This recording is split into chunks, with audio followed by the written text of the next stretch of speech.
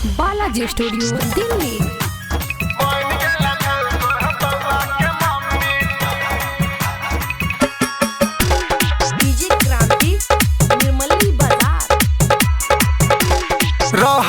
छौरी गजब के ताव में चर्चा तो हर छौरी छौ पूरा गाँव में। सुन रहे छौरी गजब के ताव में चर्चा तो हर छौरी छौ पूरा गाँव में।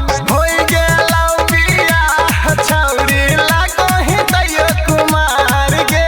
अब बन गेल दूगो बउआ के मम्मी तहिया पेन झसला वार गे। आगे बन गेल दूगो बउआ के मम्मी तहिया पेन झसला वार गे। डीजे क्रांति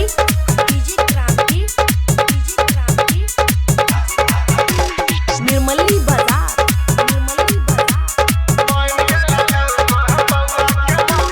रखै छे साटाई के कान में मोबाइल गे। मारै छे छौरी खूबे स्टाइल गे।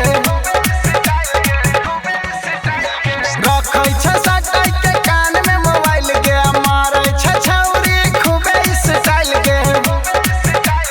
मिलै छे पिया के प्यार तबो खोजै छे तू यार गे। बन गेल दूगो बउआ के मम्मी तहिया